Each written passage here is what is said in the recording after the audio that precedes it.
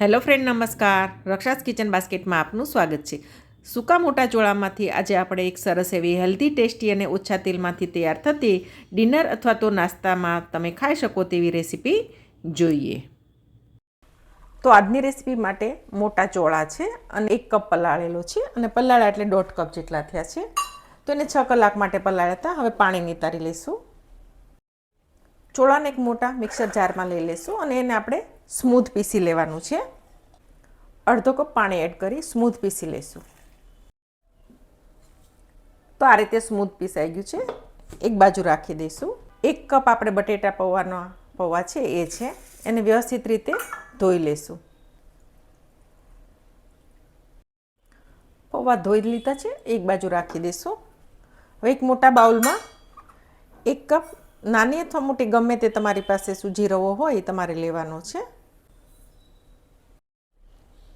તો 1 કપ દહીં છે એ એડ કરી દઈશું અને પલાળેલા પૌવાને આપણે સેજ આ રીતે મેશ કરી લઈશું.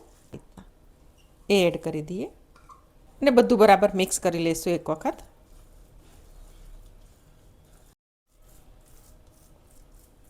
તો બધું બરાબર મિક્સ થઈ ગયું છે અને 5 કપ જેટલું આપણે પાણી રેડશું, જે દહીંવાળું જ પાણી છે. ફરીથી મિક્સ કરી લઈશું અને ઢાંકીને આપણે એને 10 મિનિટ માટે રાખી દઈએ. તો બેટર રેસ્ટ કરે ત્યાં આપણે ચોપરમાં આટલા વેજીટેબલ ચોપ કરવાના છે. 1 મોટું ગાજર છે, અડધું કેપ્સિકમ છે, 1 નાની ડુંગળી, ધાણા ભાજી અને 2 લીલા મરચાં. બધાને આપણે ચોપરમાં એક સાથે ચોપ કરી લેવાનું છે, બારીક કરવાનું છે. તો વેજીટેબલ ચોપ થઈ ગયા છે અને બેટરને 10 મિનિટ ઉપર થઈ ગયું છે. એકવાર હલાવી લઈશું. પછી જરૂર પડશે તો આપણે પાણી એડ કરશું. અને બારીક ક્રશ કર્યા છે એ એડ કરી દઈએ. તો બધું બરાબર મિક્સ કરી લઈએ.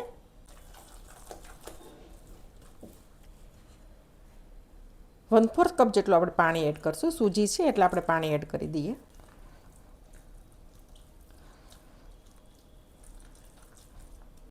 આપણે બારીક ક્રશ કરેલા વેજીટેબલ એડ કરશું. તો વેજીટેબલ અને 1 નાનું ટમેટું છે એટલું એડ કરી દઈશું. તમારામાં જો ડુંગળી ન નાખી હોય તો તમે એને સ્કીપ પણ કરી શકો છો. બધું બરાબર એકવાર મિક્સ કરી લેશું. 1 ચમચી તેલ ગરમ કર્યું છે, એમાં 1 ચમચી અડદની દાળ છે, નાની ચમચી રાઈ, નાની ચમચી જીરું,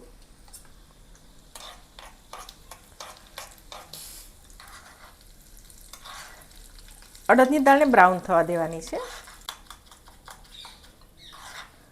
તો આ રીતની બ્રાઉન થઈ ગઈ છે અડદની દાળ. તો બાકીના મસાલા કરશું. એમાં 1/4 ટીસ્પૂન હળદર,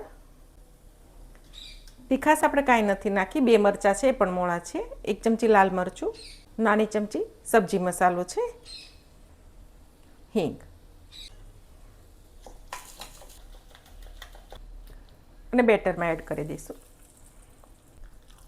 મસાલા બધા મિક્સ કરવાના છે અને સાથે આપણે મીઠું પણ એડ કરી દઈશું સ્વાદ મુજબ, અથવા 1 ચમચી મીઠું આપણે એડ કરશું.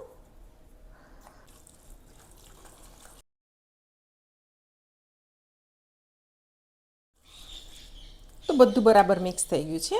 1 પાઉચ ઈનો એડ કરશું. એક્ટિવેટ કરવા માટે અડધા લીંબુનો રસ.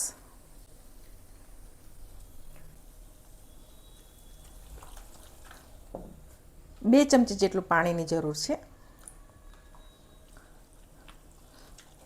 તો બધું બરાબર હલાવી અને ઈનો અને પાણી બરાબર મિક્સ કરી અને બેટર તૈયાર થઈ ગયું છે આપણું. આ રીતનું છે. એક અપમ સ્ટેન્ડ મૂક્યું છે, એને પહેલાં આપણે તેલથી ગ્રીસ કરી લઈશું.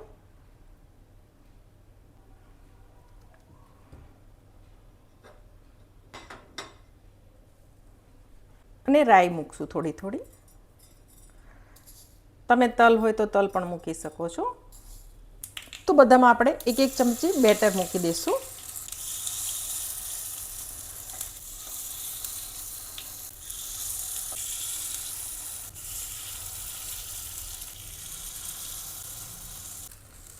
અને થોડી રાઈ. ગેસની ધીમી ફ્લેમ ઉપર આપણે એને 3 થી 4 મિનિટ થવા દઈશું. તો 3 મિનિટ જેવું થયું છે. આપણે ઉપર એક વખત તેલથી એને ગ્રીસ કરી લેશું અને ટર્ન કરી લેશું.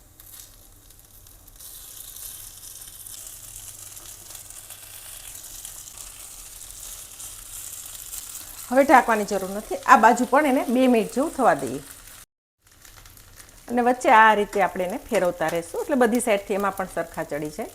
તો 2 મિનિટ થઈ ગઈ છે અને આપણે જોઈ લઈએ તો સરસ ચડી ગયા છે. તો હવે આપણે એને કાઢી લઈશું.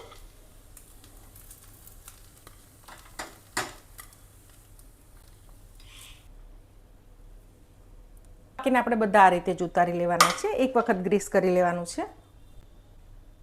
હવે બહુ તેલ નાખવાની જરૂર નથી. બેટરને એકવાર હલાવી લેવાનું.